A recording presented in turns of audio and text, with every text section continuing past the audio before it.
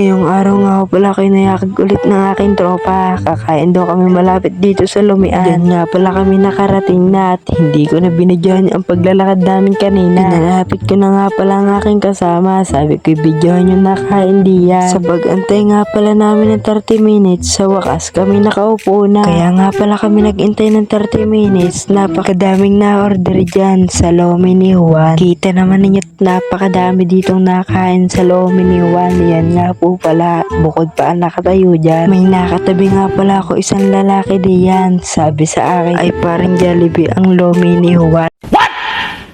Iniintay pang matapos ang kumain diyan. Sa bandangang ito, yan nga pala mga dayuhan. Nag-iintay pa na may umalis sa may upuan. Gawa at napakadami nagloloming ngayong araw na ito. Sa sobrang kadamihan, yung ibang tao nag-iintay na lang na may umalis sa upuan. Dumating na nga pala ang order namin lumay. Nung mabidyohan ko pa ubos na, yan nga pala kay mga kasama, napakadami din.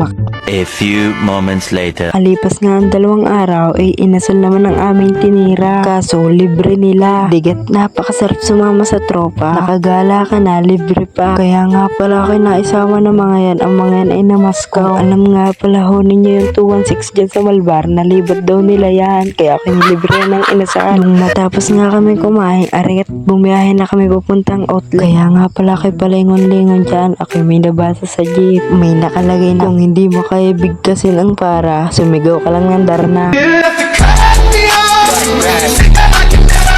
Malapit na nga pala kami dito sa outlet. Sisigaw na ako ng Darna. Dadarna na kami. Ha? Lalakad na tayo. Dini nga guys, naglalakad na kami pa outlet. Yun nga pala mga kasama ka. Wala kaming pakialam! Gago!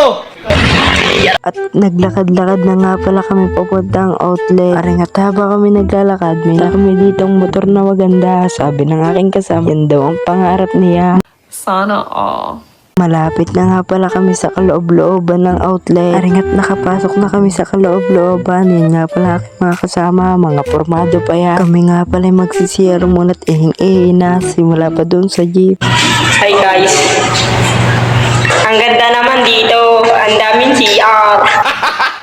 Gago! Makalabas nga pala kami ng CR. Ako muna nag-video-video dito at napakaganda ng view. Lalo na pag sinama ko ang tropa ko. Stay yung mga tao dito. Nakakita na nga pala ng pailaw ang aking kasama. Tuwan-tuwa sila. Kaya sila ay tuwan-tuwa diyan. Nasanay na sila sa bumbilya. Ngayon lang daw sila nakakita ng gantong pailaw na ganto rin kaganda. Habang nga pala ako nag-video dito, nakita ko si Santa. Meron chicks na kasama. Sana all na lang sa kanila. Nung makarating nga kami sa pailaw na ito, yan nga ho pala yun. Nung nalapitan namin, napakaganda talaga. Yung nanonood nga ho pala sa bidyong ito, kung kayo kasama, utas na kayong kakatawa. Parang mga ego lang aking mga kasama. Malakpak pa sila.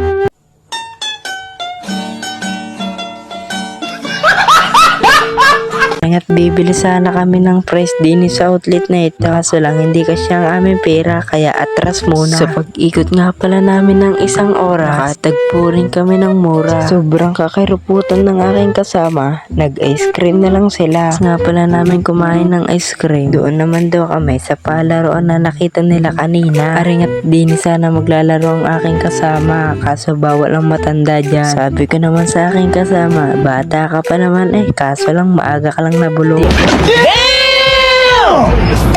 Ini at maglalaro sana ng basketball ng aking kasama. Paglapit namin, nakita namin ang 1 tira, 100. Sabi naman na aking tropa, tara, pauwi.